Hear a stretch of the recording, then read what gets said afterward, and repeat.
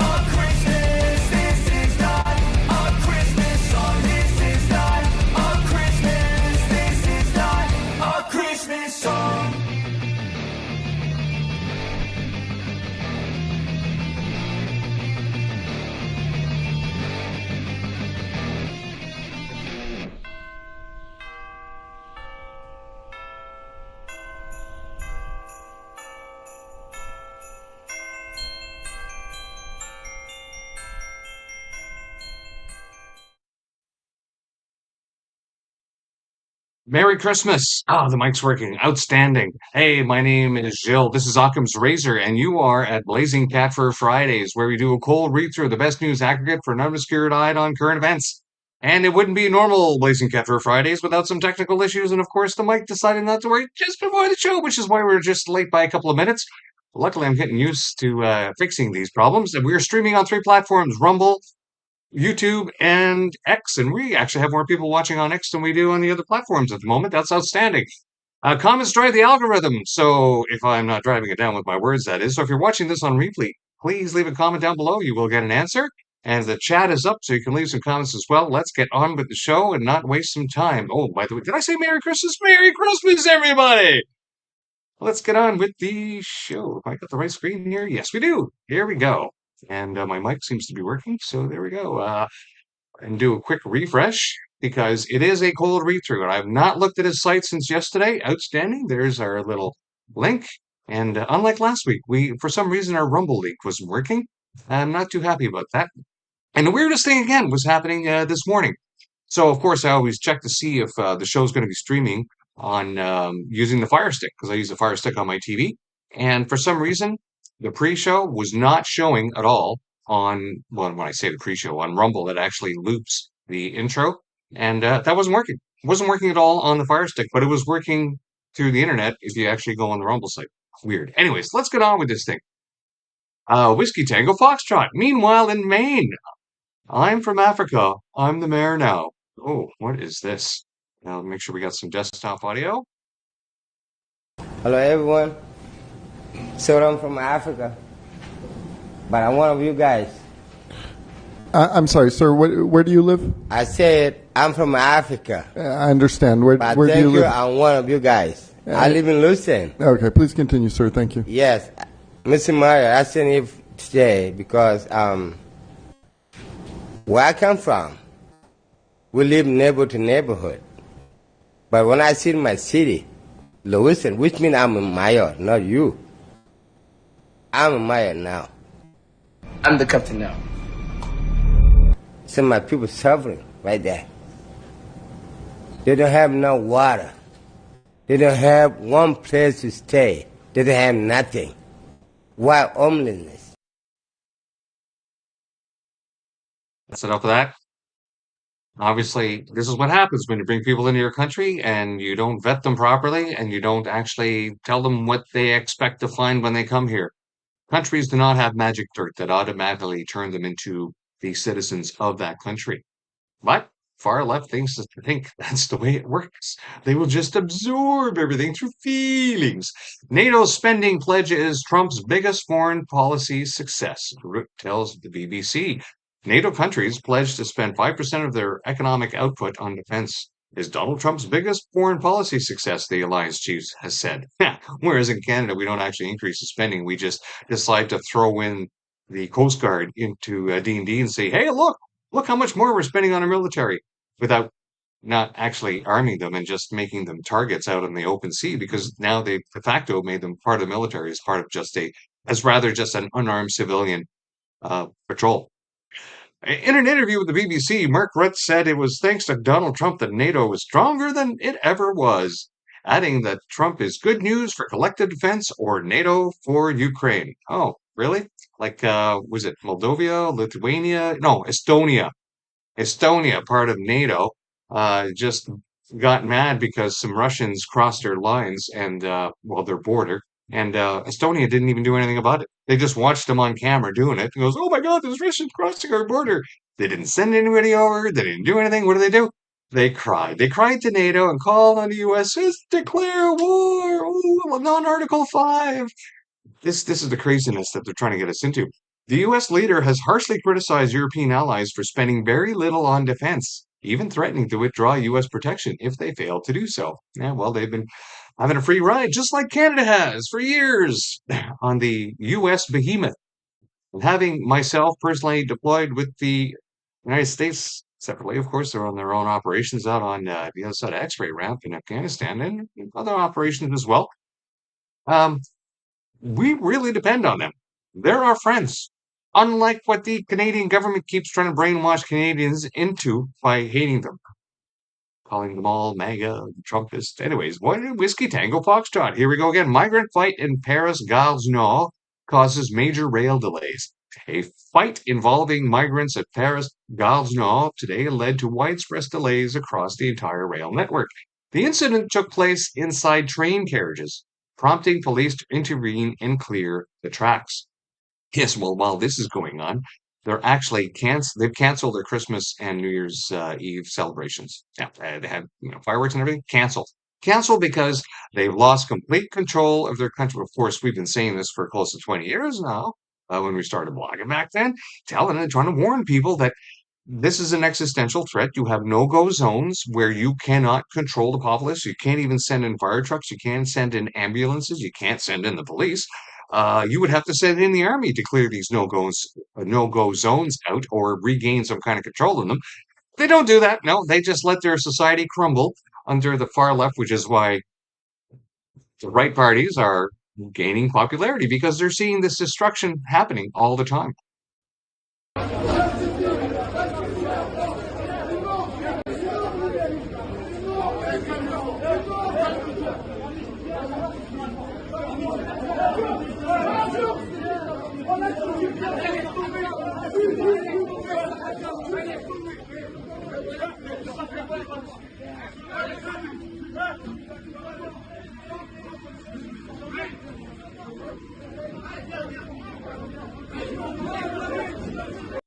Nothing but the base people.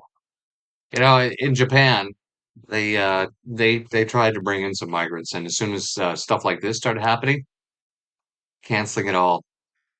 Harshest immigration policy ever, and the Japanese are a monoculture. It's their country, it's their culture. They're trying to preserve it, even though they're having population decline from people having less babies, and their population is declining rapidly. And they have decided to go against this far left narrative on the planet to replace Western populations with poorer populations from other part of the planet without first culturally climatizing them to our culture here in the West. Just say, yeah, come on in and bring in all your luggage. I mean, all your luggage. And of course, now in Canada, we've done even worse than that. But these incidents, yeah, they're only going to get worse. And because they don't have the will to actually do anything. I don't know if anybody saw Macron try to do an interview recently, and he wouldn't start the interview because the microphones were moving around and in front of his face. And he found it very, very distracting. Yeah, that's usually a good sign that somebody's on something. If they're finding too much movement around them, distracting them and causing them some issue, odds are they're probably doing something. Hospital birth data suggests increase in birth tourism, says migrant expert. Births in Canada to foreign visitors and other non-residents have risen in the past year, an expert in migration statistics has found after analyzing hospital data. Well, now that we've just changed our migration policy, whereby now just giving Canadian citizenship to bloody anybody, if they lived here for 3 years or overseas, they have 9 kids, all those kids, Canadian citizenship. So you think this is bad? The research published in a report on Wednesday shows a small increase in births at Canadian hospitals to temporary residents, such as international students and people here on work permits. Yes, well, of course, you've impoverished Canadian society to the point where even a 2 income in a household is not enough to sustain that outcome. We have qualified professionals in Canada having to sleep in their cars because they can't afford to live here. Do you think they can afford to have children? No, they're making this decision saying, oh my goodness, I can't even feed myself. How am I going to feed my child? Bill Gates pictured with woman in new Epstein files. Oh, well, okay.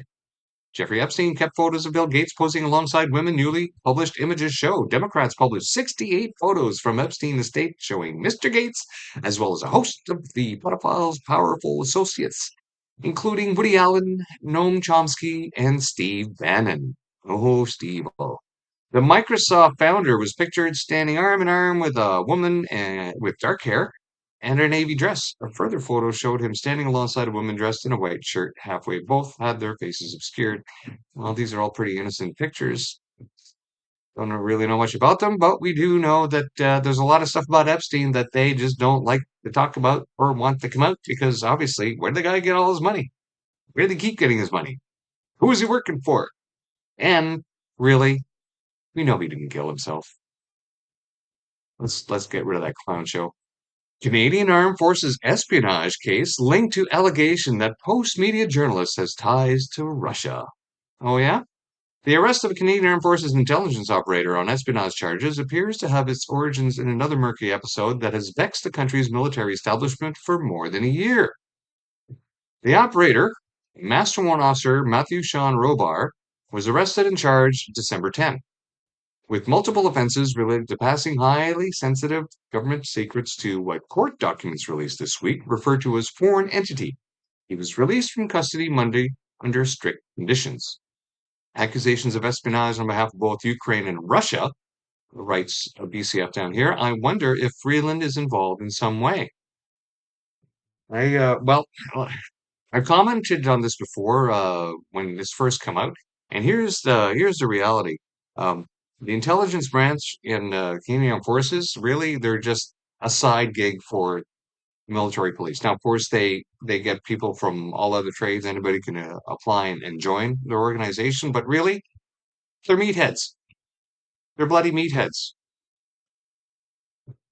And what do you expect from meatheads? Underpaid meatheads by that as well. But, if you've got morals and ethics and you actually believe in the country that you're working for, that you want to defend and put your life on the line for, then this wouldn't happen at all. And of course, they purged all of us that had any morals and ethics with their COVIDity stupidity by coercing us to get a fraudulent COVID-19 injection that ended up injuring people that they ended up abandoning. And of course, in the interim, they got rid of all of us who had any kind of, and of course, those that stayed and took it because they had to, because of monetary reasons, well, their morale is completely shot. So they're just marking time, waiting to get out and watching all these types of clowns just do their stuff. Barclay, no ceasefire up north. The reality of Jewish life in Canada post October 7. On October 14, two Islamic terrorists attacked a Hanukkah celebration in Australia and murdered 15 people, including a 10-year-old girl, before the rampage was eventually halted by the Bondi police. Unfortunately, the recent anti-Semitic attack in Australia has vividly underscored the sad reality that the shaky ceasefire between Israel and Hamas does not entail any peace for the international Jewish community or an end to the anti-Semitic violence that has become a consistent aspect of Jewish life in the wake of October 7.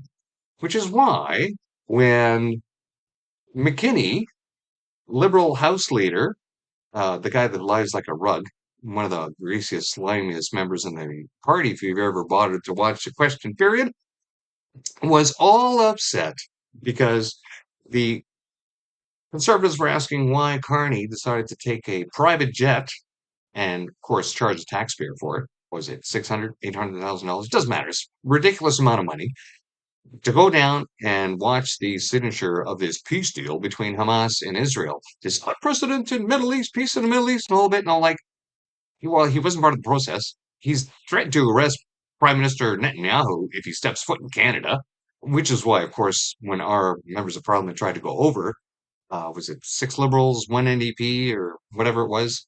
Regardless, they said, you guys are a threat. Sign here acknowledging your threat or you can't come in. And they're like, oh my God, they won't let us in. Well, you just threatened to arrest our prime minister, you dweebs. So, of course, they would get upset if the Conservatives mentioned that Mark Carney is wasting Canadian taxpayer money going over to fly for this. Goes, oh, he's our leader. He should be there. Yeah, but history proves, of course, these guys don't listen to history or even watch history, even learn lessons from history. History proves that these ceasefires, these peace deals, never pan out because the Hamas, they will always, because it's in their charter to, get rid of the Jews. It's in there. So they're not going to stop. Doesn't matter what they sign. Goodbye to Berlin. In the annals of urban history, few cities embody the tragic interplay of aesthetic aspiration, ideological fanaticism, and moral decay as fully as Berlin. Hailed as the pulsating heart of European cosmopolitanism in the 1920s, the metropolis where artists, intellectuals, and bohemians converged in a symphony of experimentation, it now awaits the course of history, deadly broken its trajectory through the 20th century reads as a somber elegy for lost grandeur. Gone is the magic, the echo of the interwar Berlin that Christopher Irchwood, author of the 1939 novel Goodbye to Berlin, conveyed so eloquently has long since fallen silent. Or elegantly, sorry, not eloquently. Yes, well, AFD is surging in the polls as best they can, in spite of the machinations by the government. In Berlin, it's I don't know if it's worse in Germany than it is in the UK, but those two countries right now are just steeped in censorship and arresting people for saying words the government disagrees with. Authoritarianism. They're falling deeper and deeper, closer and closer to fascism because of the far left, because of safety. All the same buzzwords the Nazis used back then. A line in the sand. Let's be honest about the Bondi Beach bloodbath. Oh yes, let's be honest. Who's that clown? Was that the Prime Minister I saw from Australia on TV? Going, oh, we're going to have to go to the far right. Yeah, because the far right showed up. Hmm. As with every instance of Islamic terrorism in Western nation, we all talk about it. Politicians and leaders around the world offer ritual expressions of shock and horror. Platitudes are uttered, heads are bowed, and candles are lit. And of course, nothing changes. Nothing changes in policy. Nothing changes in the solutions offered, and nothing changes in the rinse and repeat pattern of Islamic terrorism, followed by brief platitudes, followed by more Islamic terrorism. Oh, let's not all be Islamophobic now, shall we? Retarded. Doug Ford wants to build casino hotels in Niagara Falls for homeless fake asylum seekers. Yeah, what they did to Niagara Falls this past summer was just horrendous. The amount of people that the government decided to house in the tourist area and the resulting parades of anti-Semitism and flag waving, let's go from the river to the sea, it's just going on, blocking traffic, disturbing. Like, I mean, why would it's expensive enough to just travel around anyway. If you're going to go down and spend the day in the tourist trap of Niagara Falls, why would you want to go there and be subjected to that kind of thing? And now he just wants to make it worse. Doug Ford wants more casinos in Niagara Falls, but does anyone else? I don't know. There's plenty of casinos in Canada already, and I wonder how their activity has been going since the COVID stupidity stopped. I just by looking at the parking lot at the Casino Rama down in the Belleville area here at Quinte West, driving by back and forth over the years, you could see that slowly the parking lot started to fill. But it took a couple of years. Regular business, if it wasn't supported by the government, probably wouldn't survive. Premier Doug Ford's big bet on casinos for Niagara Falls may not pay off. Yes, that's right. Because why would you decide to set up gambling houses uh, during a downturn, during an economic downturn? That's just feeding on people's misery. Ford unveiled a new economic development scheme this week to boost tourism in Ontario, including new gambling houses and a honeymoon capital, in a bid to double the number of annual visitors at wineries, restaurants, and other attractions in Niagara regions. Well, Canada's dollar will be even weaker by the time the tourist season starts up again in the spring. So that might attract people. But, probably not Americans because you've been shit talking them the whole time for it. I'm thrilled to announce the government's Destination Niagara strategy, a multi-billion-dollar plan to build new world-class attractions, elevate Niagara Falls casino and gaming experience, meaning we want more casinos. Big, large casinos to come here, the premier enthused Monday in the Falls. Oh, Doug, you slug. This is Niagara Falls, once pristine white landscape with pleasant smells and sights, suddenly transfigured into an unbearable place awash with South Asians owning lots of motels with smell of curry everywhere. Let's watch this.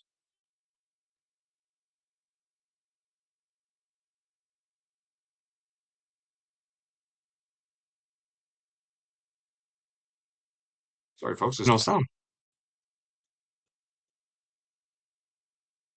So I went to Niagara Falls 2 summers ago. Not this past summer, the summer before.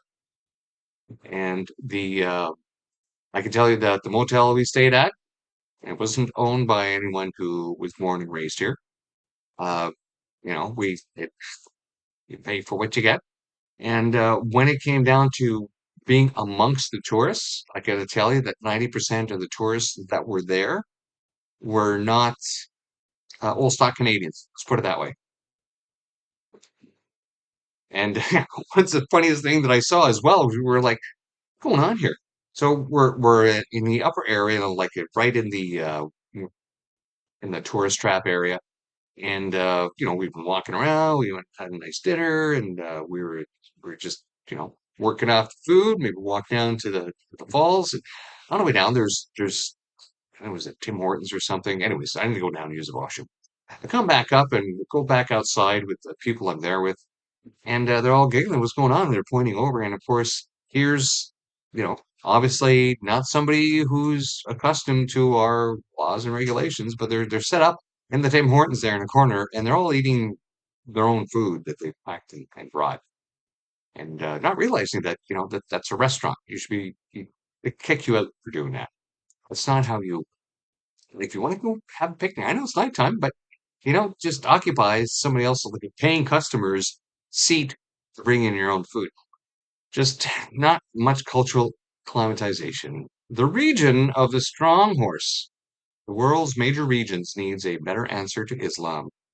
When people see a strong horse and a weak horse, by nature they will like the strong horse. Osama bin Laden said at the beginning of his talk, taking credit for the 9/11 attacks. The line launched 1,000 geopolitical analysis, was quoted by Thomas Friedman in the New York Times, and pored over endlessly by experts who completely missed the point. Osama bin Laden was not talking about great powers or nations. He was talking about Islam. Hmm.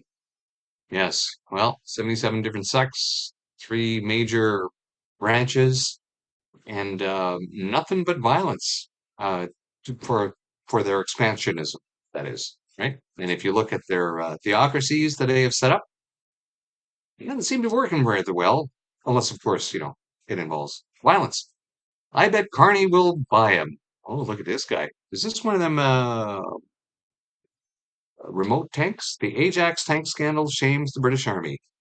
By any normal logic, the Fill Your Boots forum should never have become a problem for the Ministry of Defense. The Facebook page started as little more than a digital gossip corner, a place where soldiers shared banter, memes, and humor too dark, too sharp, and too truthful for civilian audiences. It was the army in its most unfiltered form, harmless, rowdy, even charming. Oh, I don't know anything about this story. Interesting to look this up on tanks. Ajax. It looks like one of them tiny little remote tanks. But I can see there's obviously, well, there's some optical equipment here. And you've got, what is it, 30 millimeter cannon, looks like. Did Manchester residents celebrate Lundy terror attack? Of course they did. Every time these attacks go, there's always evil people handing out candy for this. Police investigate claims and say that the intolerable has become normalized. Warned you, told you. One of the UK's largest police forces investigating after reports people openly celebrated the mass shooting in Sydney on Sunday, which killed 15 people. How many times do you have to go back in history and look at all the times people of that faith bring out candy and celebrate whenever there's mass death of their enemies, or that is, well, pretty well anybody they disagree with? Sir Stephen Watson, a chief constable of Greater Manchester Police, also said schoolgirls have been phoning police asking for armed officers to accompany them to Hanukkah parties in the wake of the Bondi massacre. It came as GMP and the Metropolitan Police launched a joint crackdown on pro-Palestinian protesters making anti-Islamic chants such as "Globalize the Intifada." And yeah, pro-Palestinian crowd celebrate in Manchester. We saw some disgusting videos on social media in the wake of the horror attacks at Bondi Beach on Sunday. This was one such of the vile celebrations taking place across the country. Let's have a small snippet.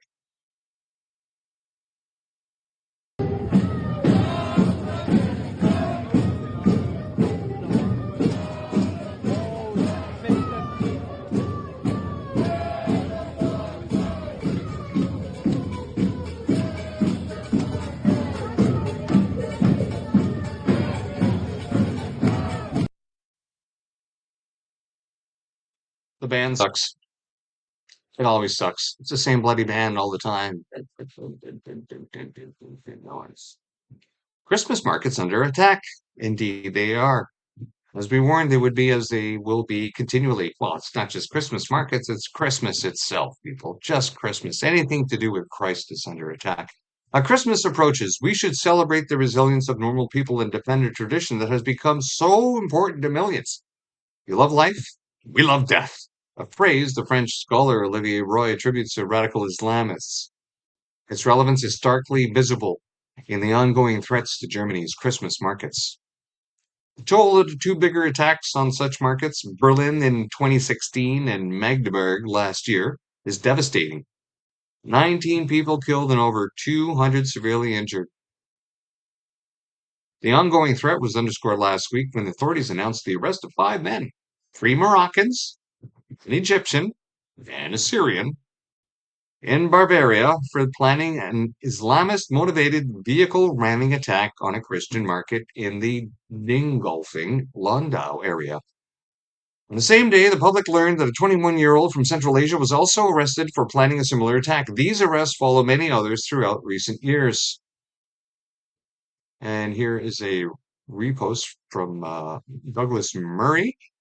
Excellent to hear from Birmingham. It is finally making a stand against hostile vehicles. These vehicles have been a problem for some time, often at risk of radicalization.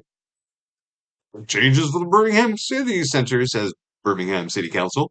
We've installed hostile vehicle mitigation bollards and upgraded CCTV at strategic locations to keep everyone safe in the city center. These measures stop hostile vehicles from entering pedestrian areas so you can enjoy the what? The misery. Yeah, okay, so they'll just go around the bollards. They can just go right through with a scooter. Yeah. You know what works? Don't let them in. Vet them before you let them in. Or better yet, how about you make it illegal for people to practice an ideology that wants to destroy you from within? No, that's a little too much for you. I guess you'd rather be destroyed from within. And of course, now that brings us to the end. As usually does, the first page takes us about half an hour. And look at that, 9:32. We were 2 minutes late starting. Outstanding.